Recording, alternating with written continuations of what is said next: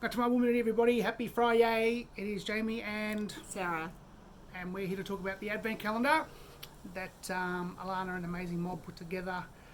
So rather than bombard everyone with a daily YouTube 8-10 minute video because your busy lives and everything like that, we thought that we'd actually stretch it out over a few days and talk about each day, each topic. So I finished on Sunday with, what did I do Sunday? Sit spots. Yes, sit spots. So I talked about sit spots last Sunday, and then so what we're going to do is just talk about the next 5 days as of Monday and go through each day. So Monday, Tuesday, happy days. Sorry. was a great resource link to the Aboriginal weather knowledge of thinking. Oh, I talked about that. Oh, did you? Yeah, I did. Oh, there you go. You're one day ahead. One of day ahead. yourself. Yeah, when did I talk about that? Did I talk about that? I did. I know I did. So if I didn't, I'll yarn about it tomorrow. And then we're going to be talking about celebrations and putting filters through celebrations and thinking about the conversations that you have with different people around how they celebrate different seasons and cycles. Yes, we are. Would you like to start the conversation about that? Well, it's great. In the Advent calendar, there's some great tips here from Milana, talking around making sure that you are having respectful conversation around acknowledging that people have different opinions and different belief systems around celebrations, and it doesn't always align with our own opinions. But just making sure we have respectful conversation around that. And then moving on to the 8th of December, it is suggesting looking at a breakdown of financial costs associated with those celebrations that we have at the end of the year. And most importantly, what are the costs to Mother Earth? Yes, a really good point that we often don't think about at this time of year. I could share a little bit of a story about my journey throughout that process as well. Are we going to do each day, or are we just going to do each day? All right. So that respect conversation around how people celebrate different times of the year, not just coming into what is commonly known as Christmas time and Christian celebration of Jesus being born. But, about other cultures that, had similar processes or similar celebrations. So whether it be, we honour the summer solstice. So what are you doing? You're bumping the camera. Well, it's going to swing in the wind. Anyway, I'll follow it.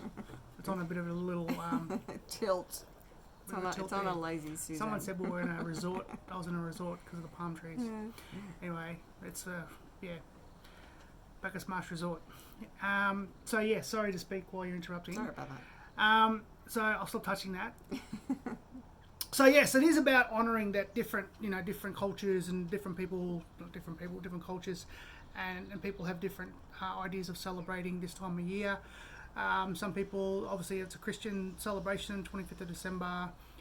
People sometimes just celebrate coming together as family, giving and sharing and receiving. Just being mindful of that and respecting people's choices in how they celebrate that. What was that? Dog bark. And then moving on to the financial costs, especially the costs to Mother Earth, and thinking about how to break that down. Well, there's two parts to that conversation. The financial cost is not putting so much pressure and burden on yourself to buy presents. I went through that whole process with the kids, and just saving up thousands of dollars to give them a great Christmas.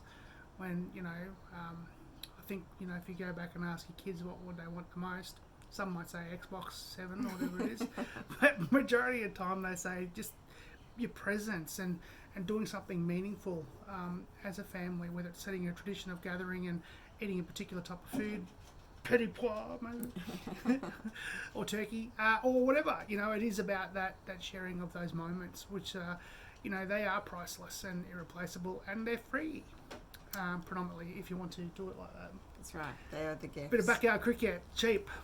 Pull a few fence boards off the fence, make a bat, get a ball, Exactly. And then also thinking about what the cost is to Mother Earth, because that's often what we don't think about when we're calculating the cost for a end of year celebration, and the things like, if you're going to have a big celebration, thinking about, are you going to have plastic cutlery or plates, and maybe thinking that there might be other ways to do that, such as using bamboo or recyclable materials for cutlery and plates and napkins.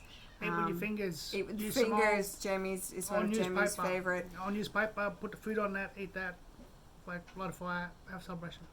Or even using, old crockery and real knives and forks and utensils and things like that, and everybody just pitching in with the washing up, so it's not left to just one person.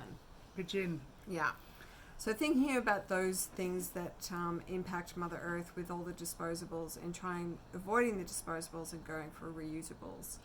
And thinking about, if you are going to buy a present, give it some thought. I think one of the things that I went through, I always use the kids as an example, was just, stocking fillers. Did they need it? No. Did they want it? Maybe, but they didn't need it. Or, getting a couple of cheap presents, for the sake of it, so that there's a lot under the tree, as opposed to just getting some quality, well-made gifts that, were meaningful and thought through. So, really the dog understanding. is trying to jump up. Wipe a dog trying to get up in action here, and wants to share a bit of Advent, Solstice celebration conversations. So having to think about that, and going through those processes, because I was reading an article the other day. I think it's something like we use, from a wrapping paper perspective, I think it's enough wrapping paper to go around the world. Like, you think about it, that's a lot of paper that, So if you are going to buy wrapping paper, buy good quality wrapping paper that you can keep reusing. If you want to do that, put it in a tea towel, wrap it in a tea towel. That's trouble. Or a pillowcase. We get Who Gives a Crap toilet paper, and they're all wrapped in paper, and we save that paper and reuse it for when we run out of paper. For when we run out of paper. No, we don't. for wrapping presents or things like that. So there's lots of things that we can reuse, that we can use for wrapping. But if you're wanting some more inspiration, go and check out 1 Million Women's website. They've got some great tips around all of these things, and they've also got a great carbon reduction challenge, which is really eye-opening as to helping to calculate what your impact is on Mother Earth. So go and check out 1 Million Women's website for that. Yeah. And then moving on to then also on December 9th, the calendar talks about the other filters we might pass our celebrations through. Things like dietary needs, thinking of accessibility, people with varied capacities or abilities or special needs. Do you want to elaborate on that? I think that's pretty elaborated. But just considering all of those things when we are putting together our celebrations, it's really important. And then finally, we come to December 10th, and we are thinking of how understanding our authentic values exist through those filters. What will you retain, and what will you release in your celebrations once you put your celebrations through all of those filters for the week? I think my Uncle Les used to say, don't buy me nothing for Christmas, because I'm not getting you nothing. So he'd always give me a sneaky little Matchbox car or something, but he didn't want any gifts. He just wanted us to be together. And I know Sarah and I have stopped buying gifts for each other. Me alone is the gift. So true. On a headache. But yeah, we've just stopped it, because we really don't need anything. No. We don't want for anything. It is about that process. I used to wear heaps of jewellery, don't anymore. You know, same as clothes don't anymore. You know, it's just about Got everything. just about, you know, what are your needs and wants. So, you know, releasing, you know, I always saw it as ego, releasing the ego of, you know, those. And I'm not trying to be a Grinch or anything, but that's just where we're at, you know, and that's something you need to ask yourself as to where you're at. There was a time I needed those Versace shoes and suits and Versace possum piss perfume and that to feel diddly, big gold chains, Miami Vice style. But yeah, I don't need that anymore. No. I've just outgrown that, you know. So yeah, think about that for yourself and what it means to you, and how you can put those filters in place. You know, the wants versus the needs, and Yeah, and shop locally. Shop locally. support local business, small chains, support small business. suppliers. You know, I think Amazon has well and truly, you know, made enough profit Jeff during Bezos, COVID. just remember, So, $700 million bucks. Support local. Sorry, $700 billion. Support ethically made and sourced gifts as well. 50% discount work for your programs. for your efforts, and also, can I just talk about not giving the Grinch a hard time? The Grinch was actually very Waiapa. He actually was trying to get people away from consumerism and make it all about the connection, the togetherness of the time. No, you just want to destroy it, mate. I'll watch that this weekend. So let's support. Go Grinch. Go Grinchy. Go green. Save the Grinch. He was green, see? Yes. Anyway. So, and then winding up for 11th of December, which is today. Is it? It is. Well, it's 10th today. There you go. We are, there's some great resources, links there in the Advent calendar. Obviously Waiapa, but Wattle Seed Nutrition with one Sister of our girl, amazing Tracy. practitioners, Tracy Hardy. She's got lots of fantastic information on her website about native foods and recipes. It's fantastic.